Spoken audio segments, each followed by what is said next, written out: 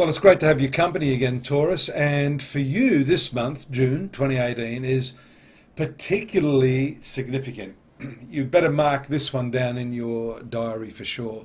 And what I'm talking about, of course, is this very significant transit of Uranus for the first time in around 84 years into your sun sign of Taurus. So, of course, we have to look at how this is going to impact you, given that you are a very solid, grounded type of individual according to astrological principles, yet Uranus is progressive, full of change, and in fact, as I've been saying to some of the other star signs, full of impactful disruption.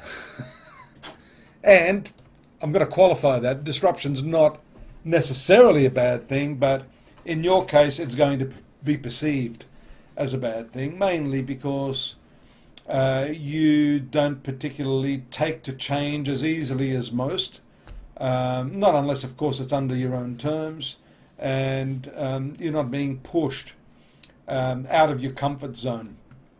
But unfortunately, that's precisely what this planet will do. And it spends around up to seven years in each sign.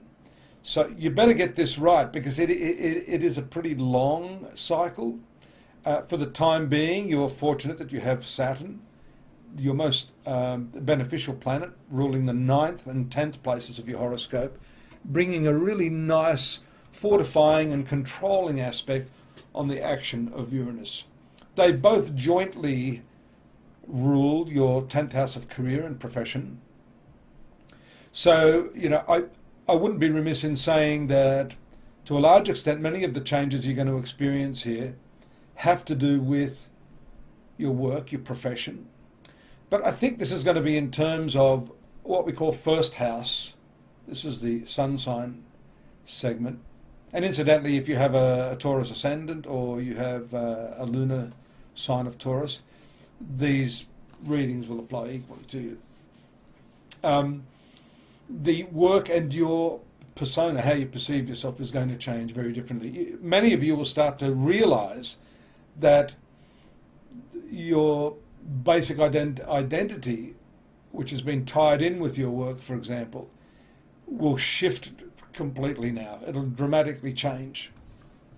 And this month, at least, if we take a look at the faster transits of these planets, we note that they're straight away in your 10th house of career. I've got to turn this incense off, it's driving me crazy.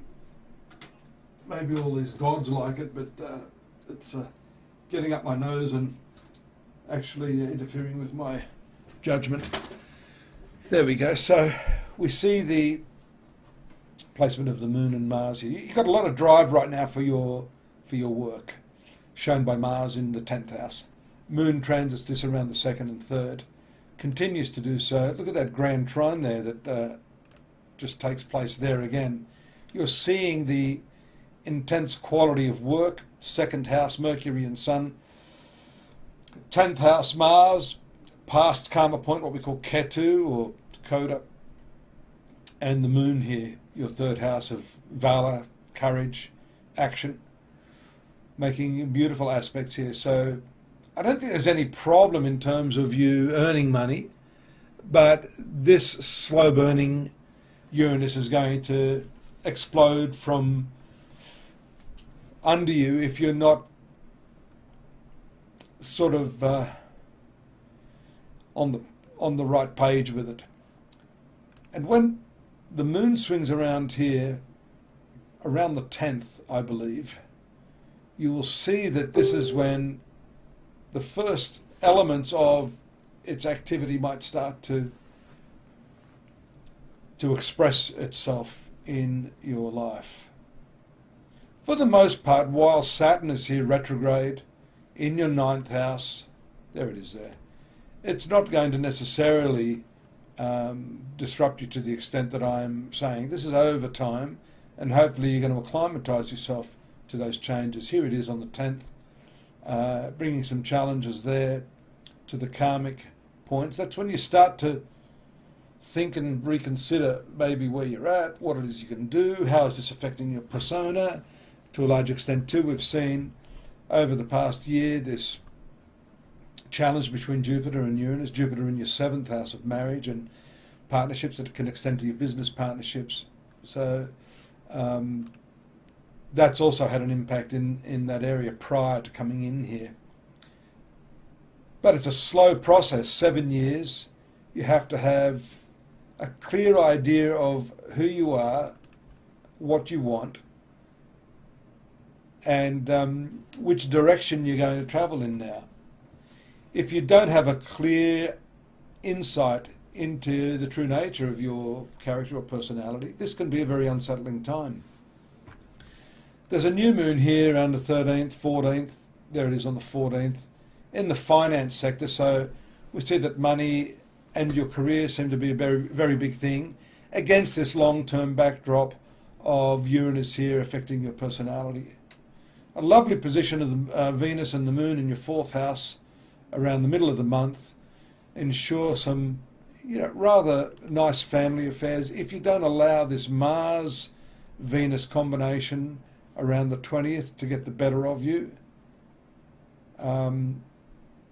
you can smooth things over when the Moon moves into the 7th house here in the nice company of Jupiter. Good time to kiss and make up with your partner. Great for business and negotiations. A bit of banking stuff here around the 26th. Some travels on the cars that may be a bit obstructed, by the way, around the 27th. And that is also to do with the full moon that we see here in the 9th house of higher learning, legalities, and other spiritual-based activities.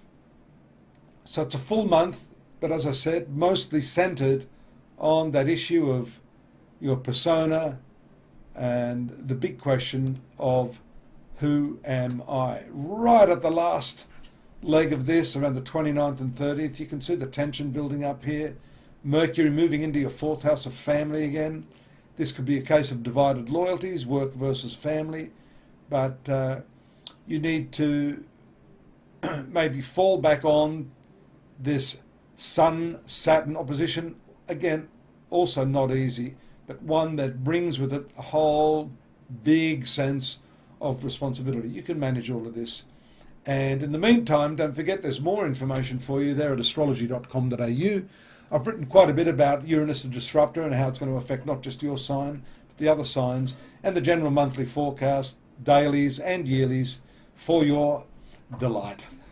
See you next month. Thanks for joining me, Taurus. Bye-bye.